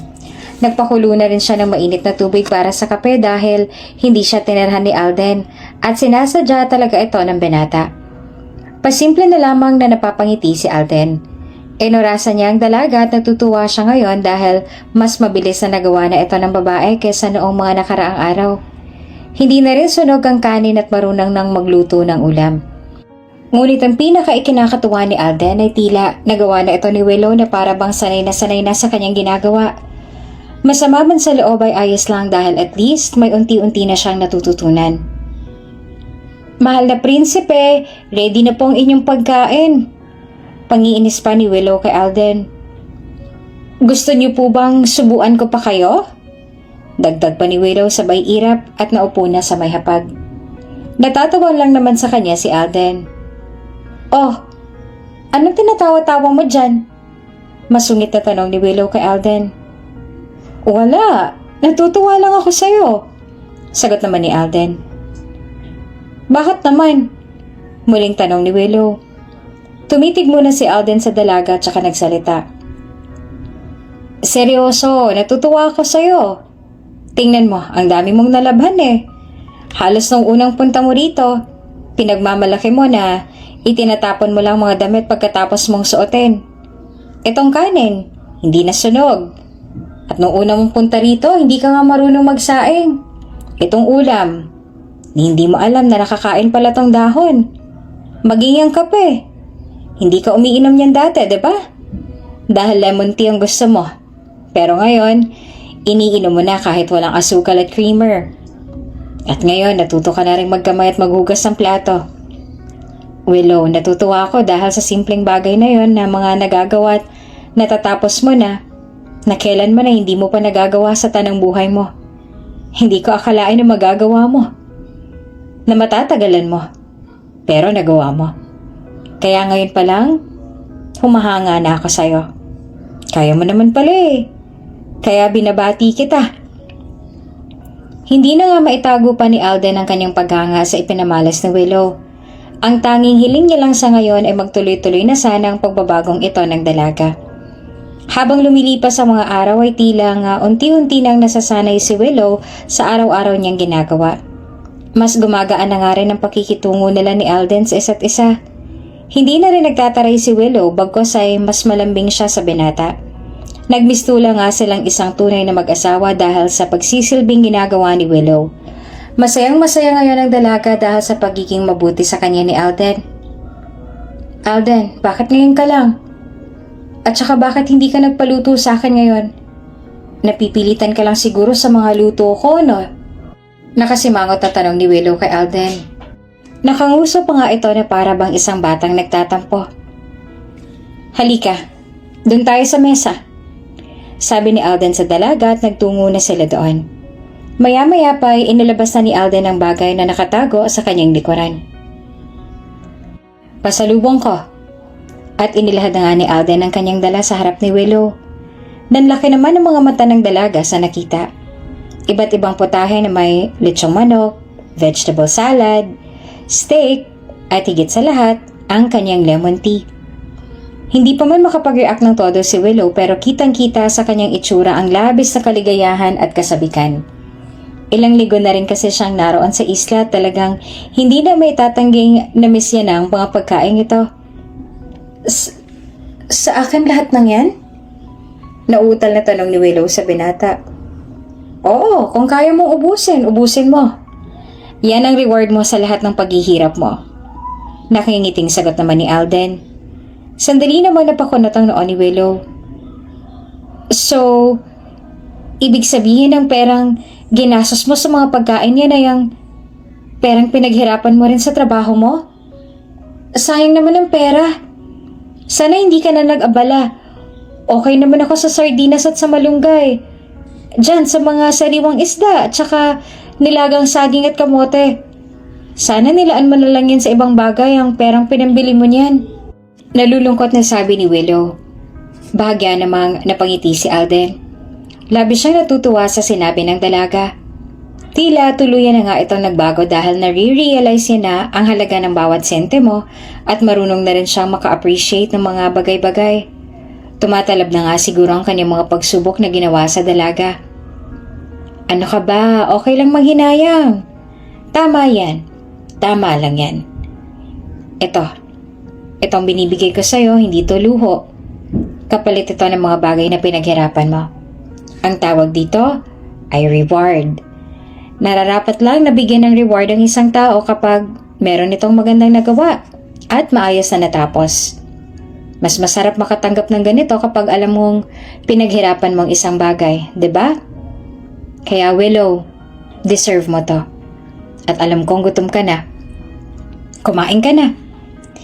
Hindi na nga lang mga bagay na nagawa niya ang na-appreciate ni Willow kundi si Alden mismo. Sa loob-loob niya, labis siyang nagpapasalamat sa progress niya. Sa mga naitulong sa kanya ni Alden na sobrang nakatulong sa malaking pagbabago ng buhay niya. Tila nga unti-unti na siyang nahuhulog sa binata. Pilit niyang pinipigilan dahil gusto pa rin niyang panindigan ang pananaw niya sa buhay na huwag mag-aasawa ngunit mukhang mababali na ito ngayon. Biglaan lang naman ang nangyari. Hindi nga rin niya akalain. Parang kung magpapakasal siya uli ngayon ay mas gusto niya na kay Alden makasal. Mukhang ang kinain niya ng mga salitang sinabi niya noon at ngayon ay binabawi niya ng mga ito. Habang tumatagal ay tila nga nakakapalagayan na ng loob ang dalawa. Hanggang sa lalim ng gabi, sa ilalim ng maliwanag at bilog na buwan, magkatabing dinadama ni na Alden at Willow ang malamig na simoy ng hangin. Habang magkatabing nakaupo sa may dalampasigan ay hindi naman sinasadyang magkasagi ang kanilang mga balat, ay doon ay mas naramdaman nila ang init ng isa't isa. Napapatingin na nga lamang si Willow kay Alden at ganoon din si Alden sa dalaga.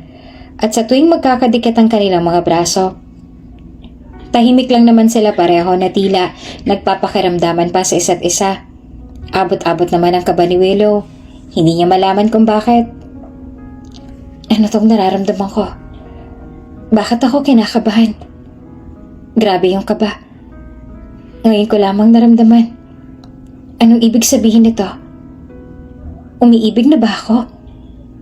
Ito na ba yung sinasabi nilang pag-ibig? Kung ito na yon, magtatagal ba to? Na hindi ko maigalaw ang aking katawan. Tila naninigas at napako na ako sa aking kinauupuan. Wala na rin mga salita pang lumalabas sa aking bibig.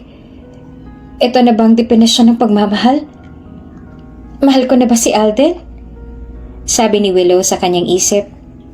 Ilang sandali pa ay nagsalita na si Alden. Willow, napalingon naman kaagad sa kanya ang dalaga. Alden?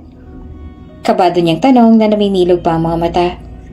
May gusto ring sabihin si Alden ngunit maging siya ay abot-abot na rin ang kaba. Napatingin siya sa mga labi ng babae. May kung ano sa kanya na nagtutulak na halikan ng mga labing yon. Maya-maya pa'y tuluyan na nga ang pagkakataon na gumawa ng paraan upang magkalapit sila. Kumulog ng malakas kaya mabilis na napayakap si Willow kay Alden. Niyakap naman ng mahigpit si Willow na takot na takot. Nang tumigil na ang pagkulog ay nasa ganoon pa rin silang posisyon. Hindi nila alam kung sino ang unang kakalas. Halos magkapanagpo ng mga pintig ng kanilang mga puso. Marahan na ngang kumalas si Alden sa pagkakayakap at saka tumingin sa babae. Wala namang salitang namutawi sa kanilang mga labi. Ngunit ang kanilang mga mata ay nagbibigay ng mga kahulugan sa mga naisabitin ng kanilang mga labi. Kusang naglapit ang mga labi na iyon, hanggang sa tuluyan na nilang mahalikan ang bawat isa. Walang salitang nag-utos sa kanila na gawin iyon, ngunit ang kanilang mga puso mismo ang nag-udyok na gawin nila iyon dahil iyon mismo ang parehong sinisigaw ng kanilang damdamin. Dinaman nila ang bawat halik na nagbibigay sa kanila ng matinding sensasyon. Ito ang unang halik ni Willow at ganoon din si Alden.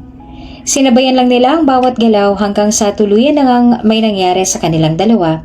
Saksi ang mga bituin sa langit at ang malalaki at bilog na buwan. Nang sumunod na araw, nagising na lamang silang nakayakap sa katawan ng bawat isa. Wala namang ibang makakakita sa kanila doon dahil solong-solo naman nila ang buong isla. Nang maimulat nila ang kanilang mga mata ay tanging mga ngiti lamang nila ang kanilang natatanawan sa mga labi ng isa't isa. Magandang umaga, Miss Beautiful. Masayang bati sa kanya ni Alden. Magandang umaga, Mr. Driver. Pabirong sabi naman ni Willow. Gutom ka na ba? Tanong sa kanya ng lalaki. Nag-isip naman sandali si Willow. Parang ako dapat ang magtanong yan dahil ako naman for sure magluluto ngayon. Nagtawanan na lamang sila, tuluyan ng tumayo ng magkasama patungo sa kubo. Samantala, nang lumipas ang ilang araw ay hindi sinasadyang mapauwi si Alden ng hating gabi. Ilang oras din ang pinaghintay sa kanya ng babae na nagluto pa naman para sa kanilang dalawa. Nasiraan kasi ng sasakyan si Alden kaya ay ginabi na siya ng uwi. Willow, narito na ako! Malakas na sabi ni Alden habang papasok ng kubo. Kasalukuyang nakahiga na noon si Willow dahil sa sobrang inis sa lalaki. Willow, tulog ka na ba? Kumain ka na ba? Halika, kain tayo. May dala akong barbecue. Sabi ni Alden kay Willow. Nanatili pa rin nakahiga ang babae na tila walang naririnig. Naiinis siya kay Alden kaya ayaw niyang humarap dito. Ramdam naman ng lalaki na galit sa kanya ang babae kung kaya naman sinubukan niya itong suyuin. Umupo ito doon sa may papag na hinihigaan ni Willow. Uy, galit ka ba? Sorry na Nasiraan kasi ako ng... Hindi pa man natatapos si Alden sa kanyang sasabihin, ay bigla na lamang bumalikwas si Willow at saka nagsalita. I don't care kung nasiraan ka or whatsoever. Akala mo ba mahalaga ka? Hindi ka mahalaga sa akin. Kaya bakit naman ako magpapaka-stress sa'yo? Inaantok na ako kaya huwag ka namang istorbo dyan. Pagkasabing yun ay muli nang bumalik sa pagkakahiga si Willow. Napapailing na nga lang at napapatawa si Alden. Ngunit sa paglipas ng araw, ang simpleng tampuhan ay tila mas lumala pa. Parang bumabalik sa dati si Willow na laging masungit at naging tamad. Kinumpronta na ito ni Alden sa huling pagkakataon. Galit ka ba sa akin? Pwede mo namang sabihin oo o hindi. 3 araw ka nang ganyan at hindi ko maintindihan kung paano ka ba aamuhin. Napapagod ka na ba? Ayaw mo na ba? Madali naman akong kausap. Pwede na kitang ihatid sa pinanggalingan mo. Sa pagkakataong yun ay seryoso na nga si Alden. Hindi para kagalitan ng babae kundi naaawa na rin siya sa matinding adjustments nito emotionally and mentally. Sa isip niya ay baka nga kailangan ng umalis ni Willow sa kanyang poder dahil baka nakakaranas na rin ito ng anxiety. Kaya naman sa ayaw at sa gusto man ni Alden ay kailangan niya nang ipasundo ang dalaga. Ilang oras din ang lumipas nang dumating na nga doon ang kanyang mga magulang. Mom? Dad? What are you doing here? Nagtatakang tanong ni Willow sa kanyang mga magulang. Hindi niya alam kung bakit narito ang mga ito at kung paano nila nalaman na nandun siya sa resort. Napatingin naman siya kay Alden. Alden? May alam ka ba rito? Paano nila nalamang nandito ako? Kunot noong tanong ni Willow kay Alden. Hindi na lamang umimik si Alden bagkos ay umiwas na lang ito sang tingin sa kanya. Bakit may sinabi ba ako nagsasawa na ako? May sinabi ba akong ayoko na? May sinabi ba akong suko na ako? Wala naman, 'di ba? Gusto ko lang namang magpaamo pero bakit kailangan mauwi sa ganito? Mariing sambit ni Willow kay Alden at tuluyan na nga rin tumulo ang kanyang mga luha. Maya-maya pa ay umimik na rin ng ginang. Willow anak, halika na. Come on, let's go. Mahinahon itong sabi sa kanyang anak. Matalim lamang na nakatingin si Willow kay Alden at umaasa sa huling pagkakataon na pigilan siya nito. Ngunit wala na talaga pang namutawi sa mga labi ni Alden. Kaya wala na rin nagawa ang babae kundi ang umalis ng luhaan palayo sa lugar na yon. At sa lalaking kanyang unang minahal na siya rin nagbigay sa kanya ng matinding sakit. Masakit din naman yon para kay Alden. Pero sa pagkakataong ito ay ayaw niya nang magtago pa sa kasinungalingan. Gusto niya nang totohanin ang lahat. Gusto niyang mahalin siya mismo bilang siya na tunay na groom niya at hindi isang taxi driver at caretaker. Hindi na rin kaya ng kanyang kalooban na panoorin ng dalaga araw-araw na pinagsisilbihan siya. Ganong lahat naman ng kanyang sinabi dito ay puro kasinungalingan lamang. At ang tanging totoo lamang na sana'y hindi niya pagdudahan sa oras na malaman niyang totoo ay ang kanyang tunay na pagmamahal sa dalaga. Samantala na makauwi naman na si Willow ay dumiretso lamang siya sa kanyang kwarto at doon sumubsob sa kanyang unan at umiiyak na umiiyak. Sobrang sakit nun para sa kanya.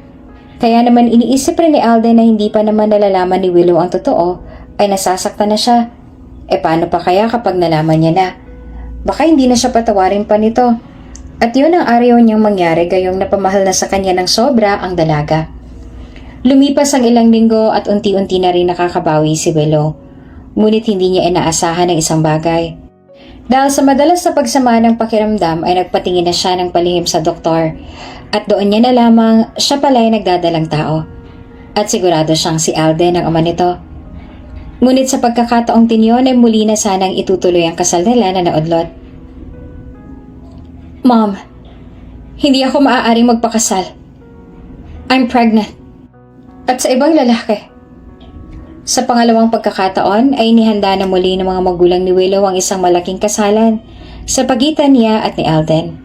Mariin pa nitong tinutulan ng babae dahil sa nahulog na nga siya sa lalaking nakabuntis sa kanya at nakilala lamang niya sa isang hindi inaasahang pagkakataon.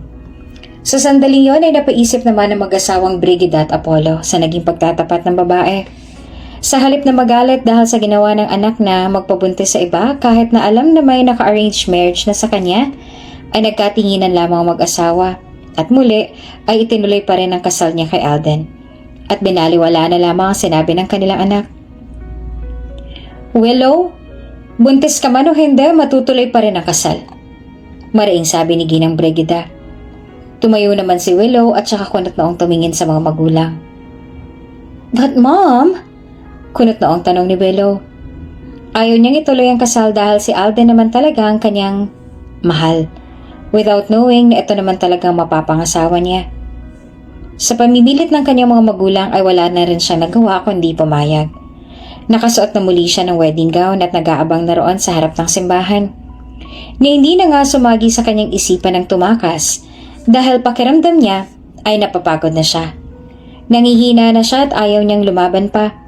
Dahil para sa kanya ay wala namang makikinig sa kanya at hindi naman mahalaga ang bawat opinyon niya.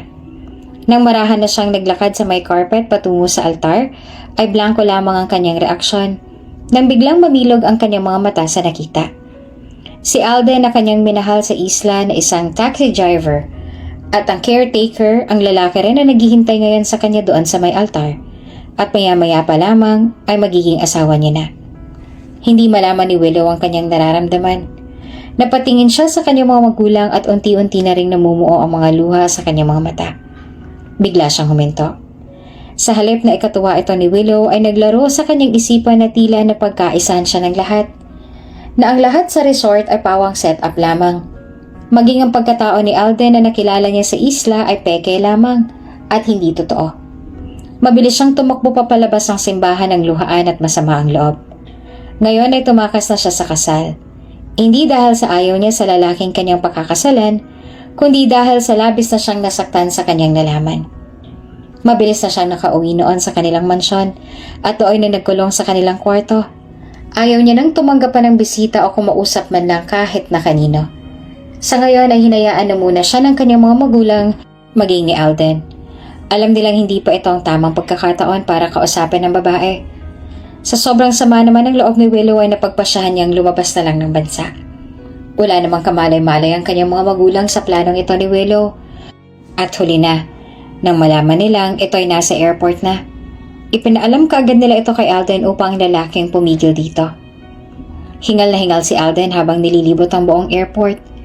Inutusan niya rin ang may-ari ng paliparang iyon upang pansamantala itong saraduhan para lamang pigilan si Willow sa plano nitong pag-alis. Sa wakas sa kanyang paglilibot, ay doon niya natagpuan si Willow na nakaupo sa may bench. "Willow!" Tawag niya sa dalaga. Nanlaki naman ang mga mata ni Willow dahil sa pamilyar na boses na iyon at alam niyang si Alden ang nagmamay-ari noon. Pagtalikod niya ay si Alden nga ang naroon na nakatayo, naghihintay sa kanya. "Alden, anong ginagawa mo rito?" Nagtataka niyang tanong. Iginala naman niya ang kanyang mga mata sa buong paligid at doon na pagtantong sila na lamang ang tao sa lugar na yon. "Wait, pinaklose mo ba ang buong airport na to?" Taas kilay na tanong ni Willow. "Yes, para pigilan ka," seryosong sabi ni Alden. Umirap naman sa kanyang babae. "No way! Hindi mo na ako mapipigilan. At hindi mo na rin ako maluloko. Tama na, Alden, tama na dahil pinagmukha mo na akong tanga." Pagalit na sabi ni Willow. Unti-unti namang lumapit sa kanyang binata. No, don't come near me. You better step back dahil wala na akong pakialam sa'yo. May drama-drama ka pang pagpanggap na taxi driver at caretaker para papaniwalain akong mahirap ka nga. Tapos ako namang si tanga, naniwala naman kaagad. Umalis ka na at hayaan mo na ako. Dahil sa tuwing maiisip kong mga nagawa mo, naiinis talaga ako hanggang sa dulo nitong daliri ko. Hindi ko alam kung anong dahilan mo para gawin ang pagpapanggap na yon. Pero nasaktan mo na ako at hindi kita mapapatawad. Tila hindi naman natamaan ng lalaki sa pagmamaktol na iyon ni Willow. Bagkus ay patuloy pa rin siya sa paghakbang palapit sa kanya. "What are you doing? Are you bingi or dumb? Lumayo ka nga!" Nauutal na sabi ni Willow. "Paano pa ako lalayo sa'yo kung dala-dala mo ng anak ko?" Sambit ni Alden. Nang umamin na ang babae sa kanyang mga magulang, ay kaagad na rin nila itong ipinaalam kay Alden. Dahil karapatan naman ng lalaki na malaman na magiging ama na siya. Wala namang naging pagtutol doon dahil yun din naman ang gusto nilang mangyari. Anong pinagsasasabi mo? Nahihibang ka na ba?" Muling tanong ni Willow. "Willow, I'm sorry. I'm sorry kasi alam kong nasaktan kita. I'm sorry kung naparamdam ko sa'yo na parang napagkaisahan ka. I'm sorry kung nagsinungaling ako, pero Willow, I want you to know. Una pa lang kitang nakita nung sumakay ka sa taxi ko. Alam ko na ikaw talaga. Hindi ko rin maipaliwanag. Hindi ko rin maintindihan. But there's something in you na parang ang hirap kumawala. At lalo pa nang malaman ko ang good side mo. Doon ko nasabing, you will be a good wife and a mother. Hindi para alilain ka, kundi para tanggapin ang ganong kahirap na responsibilidad kahit na isakripisyo mong karangyaan na meron ka. Mahal kita, Willow. At totoo lahat ng sinabi ko sa'yo. Maaaring nagsinungaling ako pero kailanman ang puso ko ay hindi.